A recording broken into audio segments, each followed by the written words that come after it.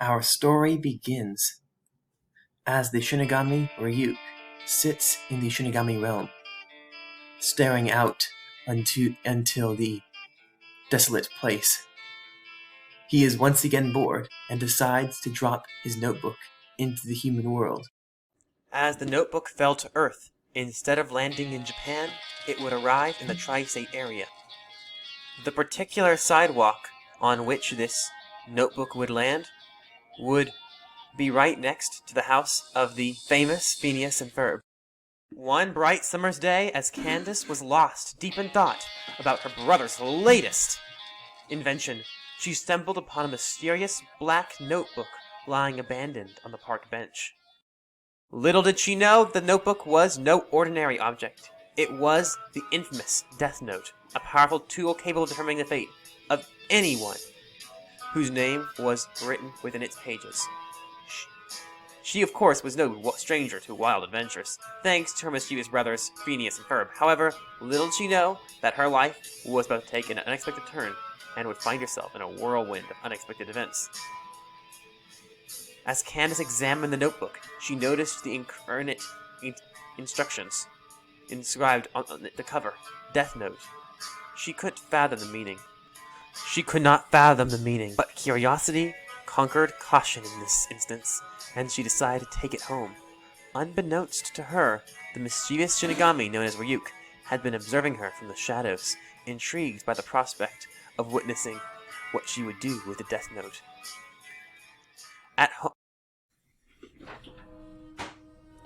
At home, she would, as Candace leafed through in ominous pages, discover the chilling instructions that accompanied the notebook, but did not believe they were real. She laid it down on the shelf and got back to her usual business of spending her time with friends and, just as importantly, busting Phineas and Ferb. That evening, while Candace was doing her usual business of snooping around her brothers and trying to bust them to their mom, she heard a low chuckle from behind her. Turning around, she found herself face to face with a particular creature named Ryuk. With gleaming red eyes and a mischievous grin, he revealed himself as the owner of the Candace Flynn. "You have found my Death Note," Ryuk proclaimed.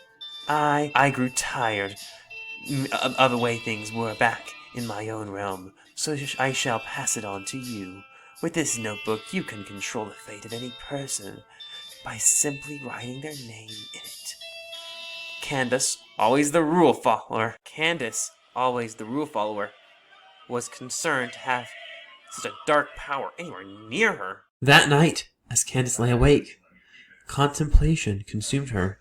She couldn't ignore the thought that had taken root in her mind, the possibility of using the Death Note.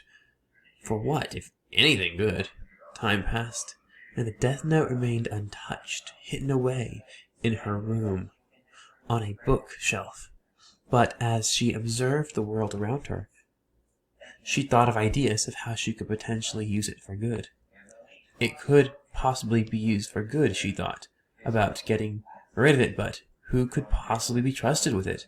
How did she know that whoever she gave it to would use it for good? She contemplated giving it to the police, but was skeptical of whether they would be trusted. She thought about giving it to her mom or Phineas and Ferb, the latter of which she seriously considered, but came to the conclusion not to tell anyone, at least for now. Ryuk observed Candace's internal struggle and grinned wider. "Remember, Candace, every action has consequence. With great power, after all, comes even greater responsibility.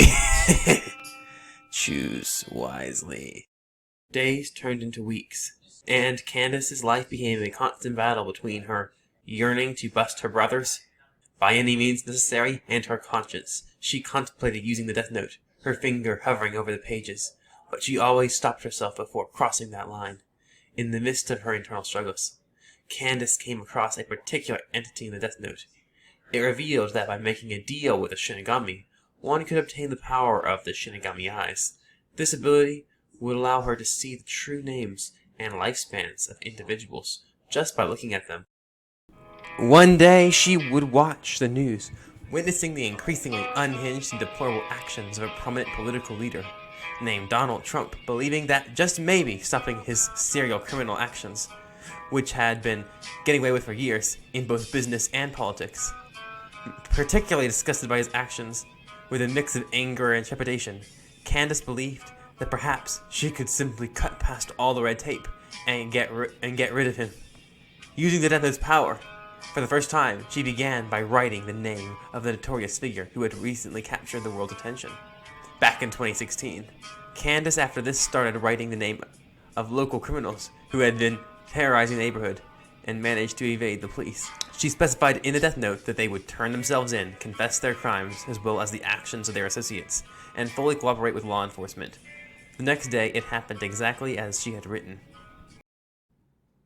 Candace's actions eventually got the attention of the famous detective known as L, who had begun investigating these occurrences in the tri-state area, and as a result had announced an investigation there. After tracking her, he began the process of tracking her down and building a case, attempting to figure out the common trend among who was murdered by the death note, coming to the conclusion that the people murdered by the death note tended to be corrupt officials and local criminals of the tri-state area, who all came forward and confessed on their colleagues before they died 23 days later. After months of arduous and detailed investigation, L would begin to hone in on his suspects, creating a list of potential suspects like Dr. Doofenshmirtz or someone in the OWCA or local police force. However, he would ultimately come to the conclusion they were someone within the area of the city where Candace lived, eventually coming in on Candace themselves. He would begin employing surveillance and various traps that he hoped the person who possessed the power of death would fall into unknowingly. He would come to the conclusion that there is a high probability that Candace Flynn herself could be the one with the death note. Though did not know for sure, L came to the conclusion of what kind of criminals the person executing the killings usually brought to justice, and came to the conclusion they seemed something Candace would come up with, especially with the way they confessed all their crimes and cooperated with law enforcement in the 23 days before death. To L, this seemed like something that Candace Flynn would come up with from his limited interactions with her, undercover as a person in a giant chicken suit. Something called Ducky Momo, whatever. He would especially note that she seemed to have a great deal of trust in this Ducky Momo, and he did an excellent impression of the character he saw on TV after coming to the realization that she was a fan after having one of his agents surveil her. L would decide to send a representative to send a secret letter to Candace requesting that she meet him on matters of the investigation for the mysterious killer in the tri-state area. The message would be anonymous and left inside of her backpack after school. Candace, arriving home from her summer school lecture, would be stressed out, unsure how to feel. If L was on to her, was she going to be arrested soon? Help with the investigation. What did that even mean? It's not like she was a super detective or knew much about finding criminals in the first place. It could only be to accuse her. Maybe she shouldn't go, but if she didn't go, wouldn't that make her look suspicious? But if she did, maybe that would give L what he needed to get her. How long had he investigating? Had he been investigating her at all? All these questions rushed through her mind. Ryuk would watch carefully, wondering what Candace would do next, until he said, "What you gonna do? If you go, he might find you out. But if you stay, that looks awfully suspicious, no?" After meeting up with L's agents and representatives and being taken to a secret site that was a co-op between Elle, the police, and the OWCA. She would officially meet with the famous detective. Shrouded in shadows and in mystery, Elle's presence was both mysterious and intriguing as Candace cautiously moved forward to the room where they were meeting. She could feel the weight of her heart beating in her chest. "Candace, I have been anticipating our meeting," Elle stated with a calm yet probing tone. Elle would begin his process of cross-examining Candace, asking her various questions to determine if she really was the one with the death note. He would also present her with various facts and details about the case, and as well as asking her certain questions to gauge her opinion on the events in general. He would become even more confident that she was the one he was looking for afterwards, and was preparing to call her out on his suspicions, as well as deduce the case after their meeting. He would decide to cross-analyze the information obtained from the interrogation together with what was observed by other agents of the OWCA, police, and his own agents, together with his interactions with her when he was disguised as Momo. He would become almost totally sure that it was her, but would still say he was only 5% sure.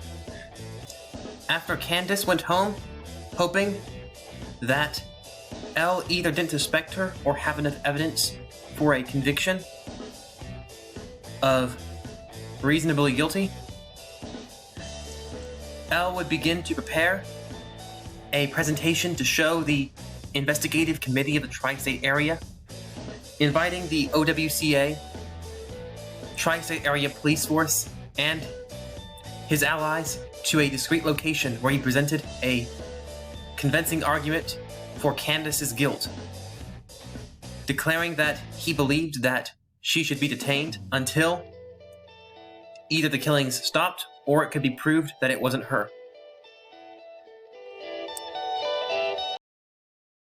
Candace, arriving back at home, would be deep in thought, wondering if Elle suspected her, which after their conversation, she was very confident that there was a very certain possibility of that, to say nothing else. On the matter, she questioned what she should do next. If they had enough evidence, would she be arrested? Could she spend the rest of her life in jail? No way! She didn't want any of this. Is there some kind of deal she could make, perhaps, to get out of this? She wondered. She never wanted the death note in the first place. She thought about asking Phineas and Ferb for help, but didn't want to drag them into this. After all, what if they came to arrest her and thought they were collaborating with her? She could never forgive herself for that. This, combined with questioning what their reaction would be if they thought she was guilty, stopped her from making such a decision. She thought back to the idea of a deal once again, but then realized that a deal would require a confession of guilt, which could just end the case and get her thrown in prison, so better rethink that option.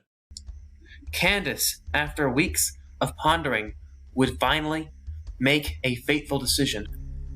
She would call Elle with the phone number that he gave her when she was taken into custody and interrogated, requesting to arrange a secret meeting with him to discuss sensitive information that was important to the case. Elle would be skeptical, noting that due to her status as a likely candidate in an ongoing and mysterious investigation, there would have to be special provisions and security measures during the case, including that if anything happened to Elle, it would be assumed that she was guilty. If anything happened during the beating, that is. 2 days after the phone call between Elle and Candace, the meeting day finally arrived. Candace would leave her house, telling her mom she was out to go and do an assignment, bringing the death note along with her in her backpack. She still wasn't sure about doing this, but she believed it was her best chance of making amends, staying out of prison, and doing the right thing. Candace, after walking a short distance from her house, would take a taxi, then arriving at an area nearby the meeting site, deciding to walk the rest of the way for anonymity. She could feel her heart beating in her chest as she approached, thoughts whirling her mind of what could potentially happen. Maybe they'd arrest her right here, and not even hear her offer. Maybe this was some kind of trap. Maybe she had overestimated herself in this situation, or underestimated the OWCA or the police. Maybe even if Elle agreed to her offer, the ODBCA or police would disagree. None of that mattered now. As she walked, she would occupy herself with imagining what she would do and say once she arrived, and simply hope everything turned out well. Meanwhile, in the lead-up to the meeting between Elle and Candace, the OWCA police, with the advice of Elle, as well as their own intel, would put cameras on the streets in order to watch Candace and Elle approach, as well as intervene if anything went wrong. They had also installed several cameras inside of the room where Candace and Elle would be meeting, so they could have thorough view, as well as record everything happening in the room. Even have playbacks so they could watch it later and analyze what happened, as well as what was said, through microphones they'd also installed. As Elle was waiting for Candace at the location, she would finally arrive. With him welcoming her into the room, he would let Candace know he had been anticipating their meeting in a calm and intrigued tone. Candace would take a deep breath, the gravity of this moment weighing heavily. The gravity of her decision and her plan would weigh heavily upon her. Candace would decide to simply bypass her stress and concerns and simply state what she had wanted to all this time. She would tell Elle that she possessed a powerful tool called the Death Note. She would confess, her voice trembling slightly, concerned of what would happen next, but knowing there was no going back now. She said she would give it to Elle in return for amnesty. He could do whatever he wanted with it and could turn it over to the police to be disposed of. In return, she would ask something of Elle, besides her freedom, which he could decline or accept if he wanted. What she said next, she would kind of feel silly for. Elle, I want you to help me to expose Phineas and Ferb inventions to my mother. If anyone can do it, I know it's you. I've been trying all summer, and I'm sure with your help, justice will finally be served. Everything that had just happened was flooding Elle's mind. The revelation of the Death Note's existence, the confirmation of his theory, but also the offer she had just made, as well as the request to investigate her brothers. Elle regarded her with a sharp scrutiny and intrigue, his piercing gaze seeming to be focused inward instead of at her. He would then tell her that this Death Note was a dangerous instrument. But since you have brought forward this instrument, and your previous use of it was mainly based on justice, I will consider your offer, as well as insisting you on your odd quest. With a mix of great relief about being relieved of this burden, Candace would carefully hand over the Death Note to Elle. She would feel a sense of unease and vulnerability in this moment. She would not deny having unease of handing over such a powerful weapon to a stranger that she had only met once before. However, her desire to be free of this burden, this dark power, and to bring her brothers to justice, finally, after several tries throughout the summer, would outweigh any doubts going through her mind. Elle, as he now held the Death Note in his hands, after months of investigation, looking for suspects, and putting the pieces together, would feel a great sense of accomplishment, another mystery under the greatest detective of the world. His eyes would examine the Death Note, taking in the intricate details of its cover as well as studying its pages and the names written within them. Candace, having had a very stressful day, prepared to go home, asking Elle if she could leave now, in an exhausted and exasperated voice. Elle's mind would still be piercing all the intricacies of the rules, names, and everything else inside of the Death Note, as well as what it meant for the last few months. Would tell Candace that he promised he would investigate Candace's claims about Phineas and Ferb and assess the situation. He said that if Phineas and Ferb posed a threat to society, he would take appropriate action. Satisfied with this, Candace would be on her way home, being assured by Elle that he would inform the OWCA and police of the situation adequately and ensure they no longer were surveilling her house. At least not on matters of the investigation, that is. Note, he did not tell Candace that an OWCA agent was actually present at her house, as he was very much aware that it was classified material. He would also let Candace know and reassure her that his own operatives would be observing Phineas and Ferb in order to deduce the exact nature of their actions and how harmful it was to society. He also reassured her that no harm would come to them, that was certain. After a few more words, Candace and Elle would officially part ways, with Candace going home in an optimistic mood. As optimistic as could be, considering the meeting went well, she wasn't immediately arrested, and she even got the demand she least expected to work. Elle, the greatest detective in the world, agreed to help her finally bust Phineas and Ferb. He said it rather calmly and analytically, but he still said it none the least. This was definitely a good day, she told herself as she walked home to her house, getting in a taxi and arriving home. She arrived home in an optimistic mood. While Elle went to meet with the OWCA and police and discuss the meeting that had just transpired, as well as what it would mean for the future, planning to conclude the investigation. With their culprit found, the murder weapon in their custody, and the city and the world now safe. After all was said and done with the aftermath, Elle would turn to the promised investigation that he had offered Candace Flynn, determining whether or not Phineas and Ferb were a threat to the public.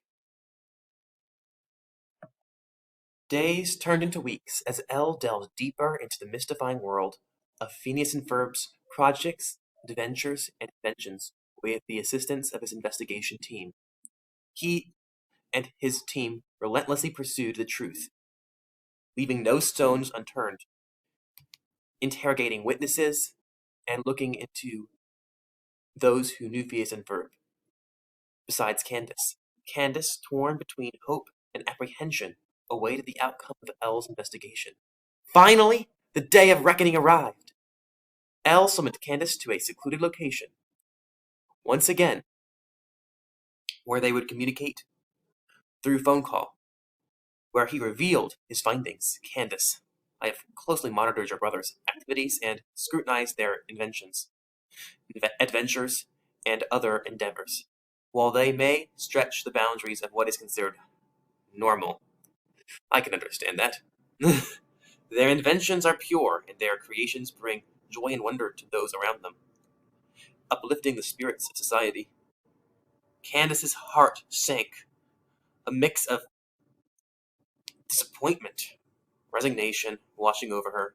She had hoped Elle's investigation would lead to the exposure and punishment of Phineas and Ferb's secret endeavors, that perhaps he'd tell her mom, but no luck. She still found herself questioning her own motives and consequences for her actions. Instead, especially after her time with the Death Note. Elle, she asked. What do I do now? Candace asked, her voice filled with a mixture of regret, uncertainty. Elle's eyes softened as he regarded her. Candace, sometimes we must reassess our priorities on what is truly important and what truly matters. While your brother's activities may be certainly unconventional, they have not caused harm or posed a threat to others. You should let go of your desire for vengeance and seek out a better path, perhaps one that can truly improve the lives of those around you. After Elle and Candace's conversation, she would officially hang up the phone at the secured area and go home. Thinking about what the conversation was, she remembered all the times she had come so close to busting Phineas and Ferb, all of the adventures, and all of the times she actually did have fun with them. It began to make her question her life's mission of busting them. She began to ask herself why she wanted to bust them in the first place. It was because she wanted to keep her brothers safe, and she wanted to finally bust them to her mother, but they always get away with these incredible things, and Mom never believes when she tries to show her. It's just so frustrating. For a second, she thinks back on her time with the Death Note, and about the lesson she learned about how taking justice into your own hands can actually cause harm. She thought about how fortunate she was things ended the way they did, that Elle did not decide to condemn her to a life in prison, and that the OWCA and police agreed to his deal offered to her.